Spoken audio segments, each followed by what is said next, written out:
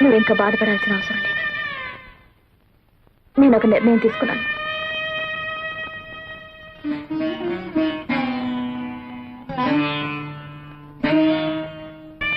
ఈ ఇంట్లోంచి వెళ్ళిపోదాం అనుకుంటున్నాను.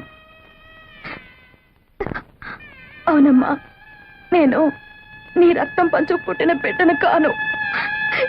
ఎందుకంటే బావని పెళ్లి చేసుకుంటాను ఆశీర్వదించమని నాయనమ్మని అడిగితే నన్ను ఆశీర్వదించలేదు. నేను పరాయిదాన్ని కాబట్టే కదా.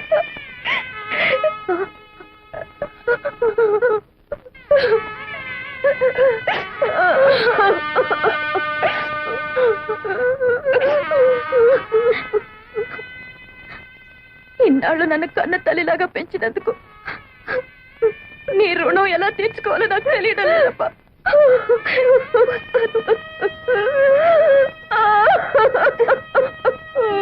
శోభ,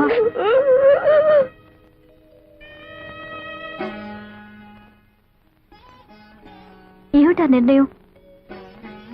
నాయనమ్మ నిన్ను ఆశీర్వదించకపోవడానికి కారణం బావ గురించి నీకన్నా ముందు నేను చెప్పాను. అందుకే అమ్మకు జరిగిన అన్యాయమే మనకు కూడా జరగకూడదన్న అయోమయంలో నిన్ను ఆశీర్వదించలేదమ్మా.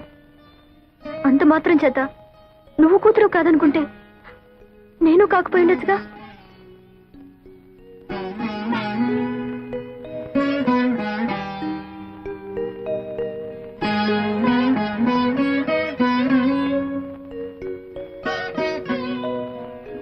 పంతొమ్మిది సంవత్సరాలు నువ్వు పంచి ఇచ్చిన మమకారం మర్చిపోయి 9 నెలలు ఎవరు నీ గర్భంలో పెరగలేదో తెలుసుకోవడానికి ఇన్నేళ్ల తర్వాత నా గడప తొక్కేవా తల్లి. అయినా పసిగుడ్డుగా ఉన్నప్పుడే నీ పక్కలో ఒక పిల్లని పడుకోబెట్టాను. వాళ్ళల్లో ఎవరు నాకు మాత్రం ఏం తెలుసు?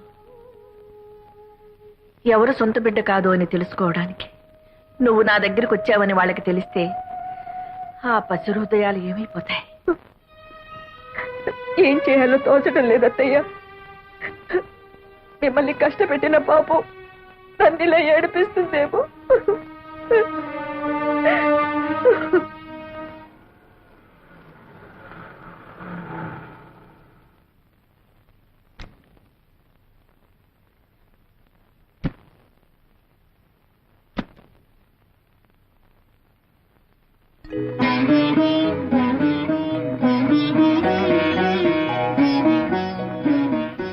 లోపలికి రావచ్చా? రాకూడదు. వస్తానంటే వద్దనడం సంస్కారం కాదు. ఇది సంస్కారాలు ఇల్లు కాదులేమ్మా. సరే, వచ్చిన పని చెప్తాం. మేం జానకి రామయ్య గారి పిల్లలం. మా ఇద్దరికి తండ్రి ఒకరే, తల్లులే వేరు. ఇందులో మీరు మాలో ఎవరికి తల్లి? తెలిస్తే ఏం చేస్తారు? గుండెల్లో లేని ప్రేమని బలవంతంగా గొంతు దాకా తెచ్చుకొని అమ్మా అని పిలుస్తారా? ఇన్నాళ్ళు తల్లికి దూరంగా పెరిగినందుకు విధిని నిందిస్తారా? ఒకటి మాత్రం నిజం, ఎవరికైనా తల్లి అనేది సత్యం, తండ్రి అనేది నమ్మకం. మీ విషయంలో తల్లి అనేది కూడా నమ్మకం అవడం దురదృష్టం. మాకు కావాల్సింది నిజం. ఆ నిజం నాకు తెలియదు, తెలిసినా చెప్పను. ఎందుకంటే అమ్మ అనే పదానికి అనంతమైన అర్థాలున్నాయి.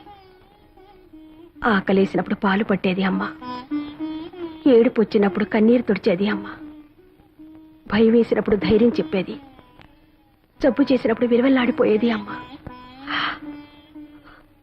నేను మీలో ఒకరికి రక్తం పంచానేమో, కానీ ఆ తల్లి జీవితాన్ని పంచింది. కేవలం 9 నెలలు కడుపులో మోసిన నేరానికి 19 ఏళ్లు పెంచిన తల్లిని గుండెల మీద తన్ని రావడం మాతృద్రోహం. వెళ్ళండమ్మా, ఆ మహాతల్లి మీ తల్లి. వెళ్ళండి.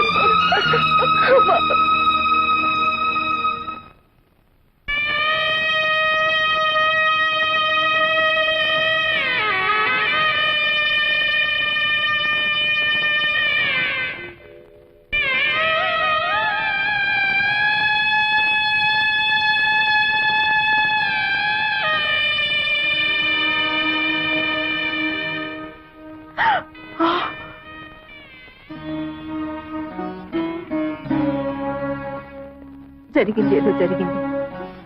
20 ఏళ్లుగా మిమ్మల్ని క్షోభ పెట్టి నేను నరకాన్ని అనుభవించాను. ఇప్పుడు అదంతా తవ్వుకుని ప్రయోజనం లేదు. నా బ్రతుకులోని దురదృష్టం నా కూతుళ్ళ బ్రతుకులో కూడా జరగకూడదనే నా కోరిక. ఈ సమస్య ఎవరి వల్ల ఎలా వచ్చినా నాకు కావలసింది పరిష్కారం. చెప్పండి, ఏం చేయమంటారు? పిచ్చిదాన్ని, నాకు చెప్పే అర్హత స్వతంత్రమే ఉంటే 20 ఏళ్లుగా నీ ముందు మగవాడిగా ఉండవలసిన అవసరమే ఉండేది కాదు.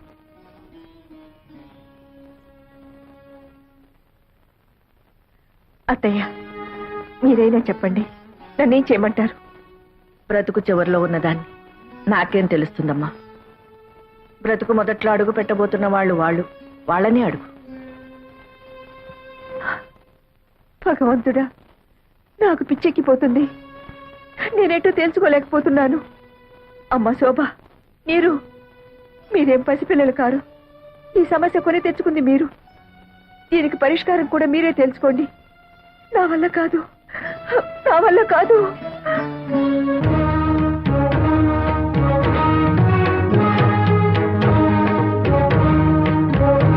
ఏంటి బావ ఆలోచిస్తున్నావు?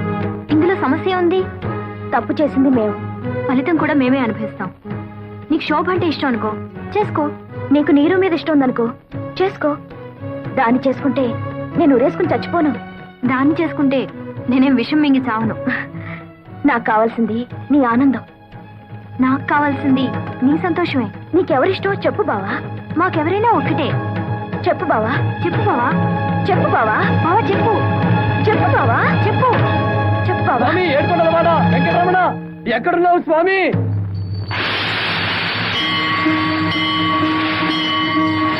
నాకు దారి చూపించు స్వామి.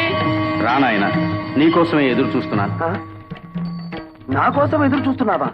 అవును నాయన, నీకోసమే. నా కోసం నువ్వెదురు చూడటం ఏమిటి స్వామి? నువ్వు దేవుడివి, నేను మామూలు మానవుణ్ణి. వెంకటేశ్వరరావు, ఇద్దరు ఆడవాళ్ల మధ్య ఇరుక్కున్న తర్వాత నరుడైనా నారాయణుడైనా ఒక్కటే నాయన. పాటలు తప్పవు. ఇంతకీ నా సమస్యకి పరిష్కారం ఏమిటి స్వామి? అది చెబుతావనే బాబు నీకోసం ఎదురు చూస్తున్నాను. ఆ? అవును, ఆనాడు భూదేవి శ్రీదేవి అడిగిన ప్రశ్నకి సమాధానం చెప్పలేకే ఇలా రాయిగా మారిపోయాను. నువ్వు ఈ సమస్యకి పరిష్కారం చెప్పగల మేధావివని నిన్ను ఆ ఇంట్లో సృష్టించాను. నీ పేరు వెంకటేశ్వరరావు అని పెట్టించాను. ఇద్దరు ముద్దుల భామల సమస్యను నీ మెడ చుట్టూ చుట్టించాను. అప్పటి నుంచి నువ్వు ఎప్పుడొచ్చి ఈ దుర్భర సమస్యకి పరిష్కారం చెప్తావా అని ఎంతో ఆశగా ఎదురు చూస్తున్నానయ్యా. నా వల్ల కాదు స్వామి. చెప్పు నాయనా. ఇదే వ్యక్తి జవాబు చెప్పలేని ప్రశ్న స్వామి. నన్ను వదిలే స్వామి. వెంకటేశ్వరరావు మళ్ళీ వచ్చారు స్వామి. చిట్టి శ్రీదేవి, చిన్ని భూదేవి నాయన. ఆ ఇద్దరిలో ఎవరో ఒకరిని ఎలుకు. ఇదా స్వామి నువ్వు నాకు చెప్పే సలహా?